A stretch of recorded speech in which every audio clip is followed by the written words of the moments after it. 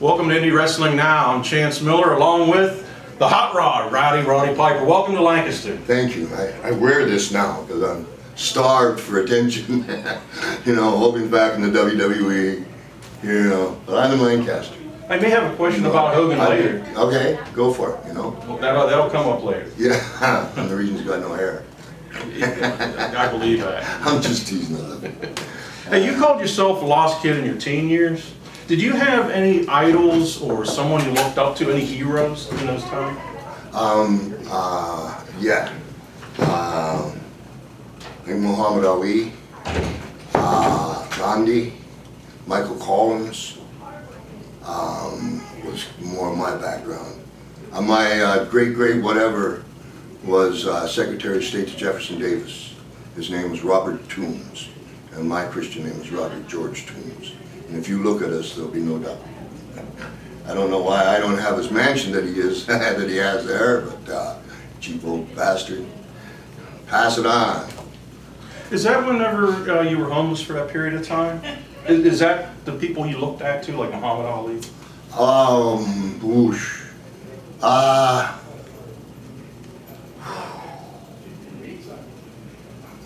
Yeah, I guess. You know, you know, you can kill a lot of time just looking. So, guys that would be, you know, the only thing that was constant was a place to work out, whether it was amateur wrestling, weights, whatever gym you could get into. So the one was constant was you got a lot of knowledge from the hardcore guys in the gym, because they could weed out and they'd see, and if they saw you trying hard enough, they go, hey, come here, don't ask, do it like this. And then once you kind of cross that line, as long as you're, you know, minding your P's and Q's, just, oh, wait. Father of Molly, is he the one that got you introduced to wrestling?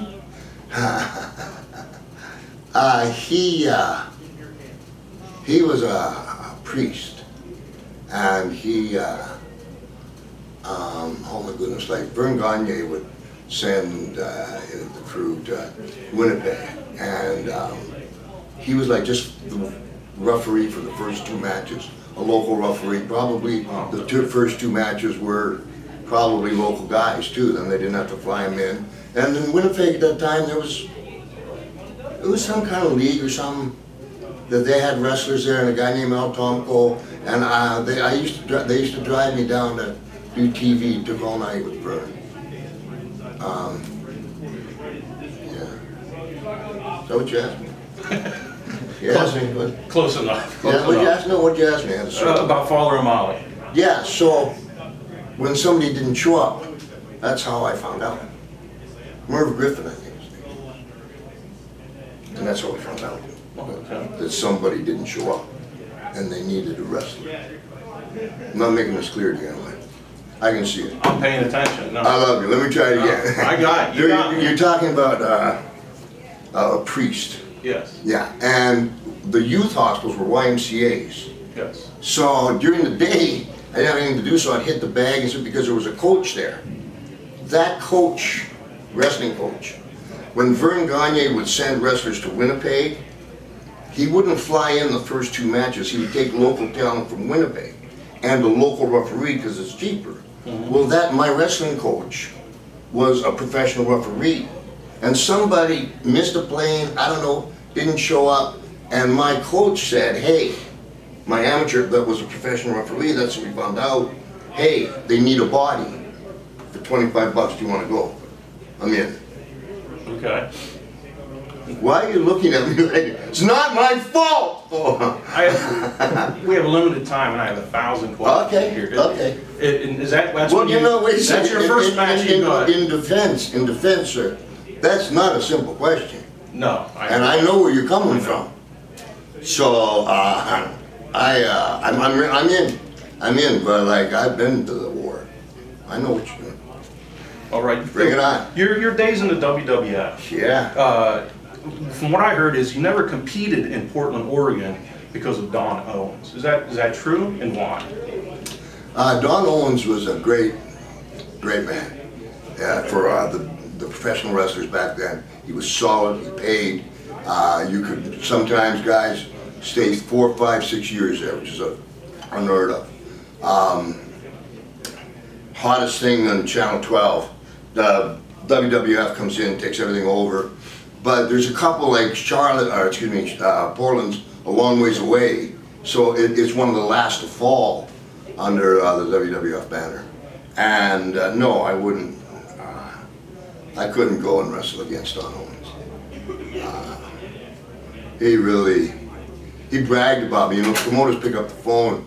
Got it. Promoters pick up the phone every Monday, and they talk about the card that they had, and they brag about you. And Don Owens did a lot of bragging for me, and got me a long way in that circle without anybody seeing me.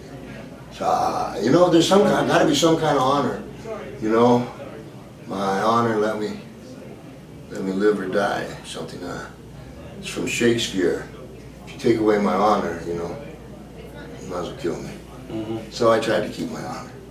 Well, I respect that. Thank you. I'm getting a wind-up sign here, and I'm getting a book report here. So okay, I'm not really sure what I'm supposed to do. Let's get another question in there. They can wait. They've had you long enough. Okay. You know. Would you do some foraging for me? Yeah, absolutely. Go for it, champ. All right, all right. During the Rock and Wrestling Connection years, yes. You, Hulk Hogan, and Cyndi Lauper. Do you feel Hulk Hogan gives you credit for the Rock Wrestling Connection? And if he does, is it enough? Oh, I would think that he would have no problem. Depending on what you mean by credit, you're talking about the score? Sure, sure. MTV. Well, there's only 2 guys there. Now, I'm sure that he would admit that we were the hottest thing out of pretty much in the world, putting us in the same ring. Yeah, I'm pretty sure you'd agree with that. Okay, good. Can you recall the moment that you got over, that you actually realized that, hey, Roddy Piper's a star? You know, I never look at myself like that. That's interesting. I have 4 kids. I'm a dad. But I understand, though, what you're saying. I would probably be, you know, after They Live came out, which is a whole other genre, and then you have all of a sudden a mainstream, and you get Entertainment Tonight and people. You know, and kind of look, oh, holy cow. You know, I made some progress. But that's one of the things that people do wrong in getting into professional wrestling. They get in because they like it and they watch it and they want to be a star. I needed the 25 bucks. I didn't give a shit. Larry the Axe had him. I couldn't have beat him on my best day.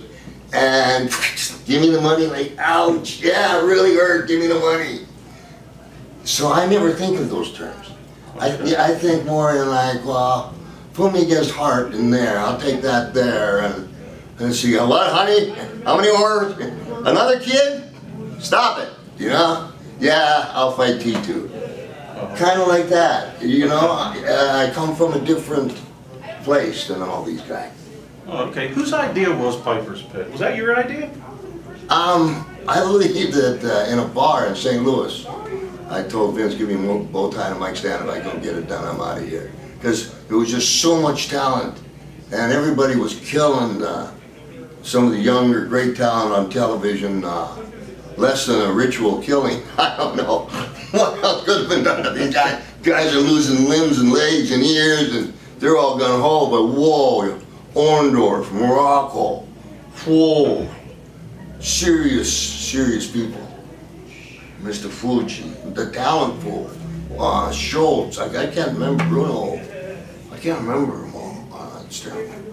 Ken Patera. We gotta get moving, sir. Okay.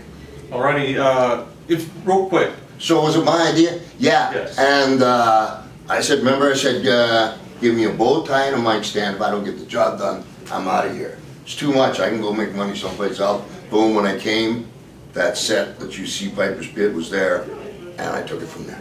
Okay, great. Hey, thanks a lot. Thanks for your time. No, I'm really, sorry. I'm sorry. I was appreciate rushing it. with you.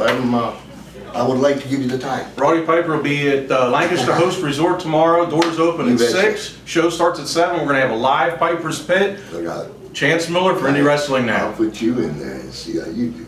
Well, I'd love that. Hey, if there was no Roddy Piper, there'd be no Chance Miller.